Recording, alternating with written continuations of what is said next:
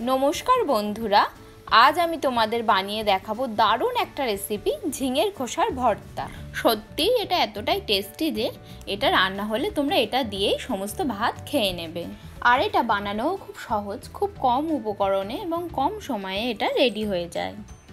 ताहले चलो देखे नेই किभाবে बानाबो झिंगेर खोसार भर्ता। झिंगेर खोसार भर्ता बानाते गेले झिंगेर क्वालिटी खूब भालो हवा दरकार, एकदम सबुज कचि झिंगे हवा दरकार, कारण एर खोसाटाई आमरा खाबो। सुतरां कोनो पाका झिंगेर खोसा होले सेटार टेस्ट भालो आसबे ना। आमी आज दुटो झिंगेर खोसार भर्ता बानाबो। प्रथमे आमी झिंगेगुलोके भालो करे धुए नियेछि। तारपर झिंगेर उपरे जे शक्त लाइनटा थाके एकटा पिलार किंबा बटिर साहाज्ये सेई अंशेर थेके सामान्य एकटु करे चेचे बाद दिये देब। एरपर झिंगेगुलोके मिडियाम साइजेर पिस करे केटे नेब।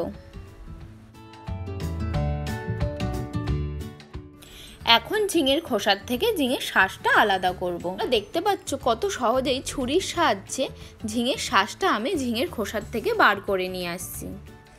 ঝিঙের খোসার ভর্তা বানানোর জন্য আমরা খোসাটাকে একটু পুরোই রেখে দেব। এইভাবে আমি সমস্ত ঝিঙের খোসা আর ঝিঙের শ্বাস আলাদা করে নিয়েছি। এখন আমরা ঝিঙের খোসাগুলোকে ছোট ছোট পিস করে কেটে নেব। এখন আমরা দেখে নিই ঝিঙের খোসা ছাড়া আর কি লাগবে।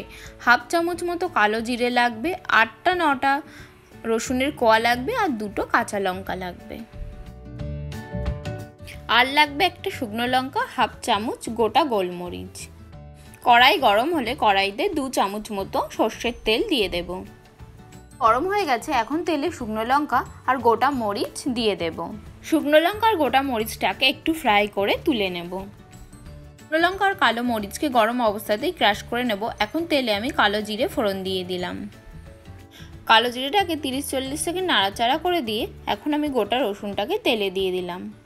রসুনটাকে বেশি ফ্রাই করব না, হালকা বাদামি করে ভেজে নেব। এরপর কড়াইতে কাঁচা লঙ্কা দুটোকে দিয়ে দেব। তারপর যে ঝিঙের খোসাটা আমি কুচি করে কেটে রেখেছিলাম সেই ঝিঙের খোসাগুলোকে দিয়ে দেব। এখন কড়াইতে স্বাদ মতো লবণ ও 1/4 টিস্পুন হলুদ গুঁড়ো দিয়ে দেব। লবণ হলুদটাকে ঝিঙের খোসার সাথে ভালো করে মিক্স করে নেব। 1 মিনিট মতো ঝিঙের খোসাটা এইভাবে ফ্রাই করে নেব। এরপর ফ্লেমটা মিডিয়ামে রেখে 2 মিনিটের জন্য ঢাকা দিয়ে রেখে দিয়েছিলাম। 2 মিনিট পর ঢাকনাটা খুলে নাড়াচাড়া করে দিয়ে আরও 2 মিনিটের জন্য ঢাকা দিয়ে রেখে দেব। ঝিঙের খোসা সিদ্ধ হতে বেশি সময় লাগে না, মাত্র 4 মিনিটেই এটা সিদ্ধ হয়ে যাবে। 2 মিনিট পরে চেক করে দেখে নেব ঝিঙের খোসাটা সিদ্ধ হয়েছে কিনা। 4 মিনিটেই এটা সিদ্ধ হয়ে গেছে। এখন এটাকে একটা মিক্সিং জারে তুলে নেব। আমি এটা মিক্সিতে পেস্ট বানিয়ে নেব, তোমরা চাইলে শিলনোড়াতেও এটা বেটে নিতে পারো।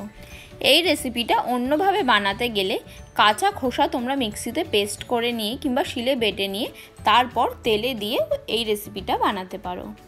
এটাকে আমি একটা পেস্ট বানিয়ে নিয়েছি, স্মুথ না হলেও কোনো অসুবিধা নেই, দানা দানা ভাব থাকলেও এটা খেতে ভালো লাগে।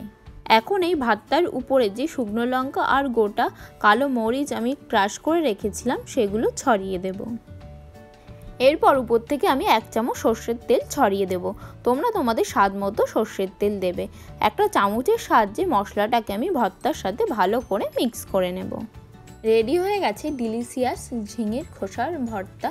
গরম গরম ভাতের সাথে পরিবেশন করুন। রেসিপিটি ভালো লাগলে ভিডিওটিতে লাইক করুন, কমেন্ট করে আমাকে জানান যে কেমন লাগলো রেসিপিটি। আর অবশ্যই সাবস্ক্রাইব করুন আমার চ্যানেল ফুডি 7কে। এই রকম আরও ট্র্যাডিশনাল রেসিপি কিংবা নিত্য নতুন রেসিপির জন্য বেল নোটিফিকেশনটা অন করে দিন। Thank you friends.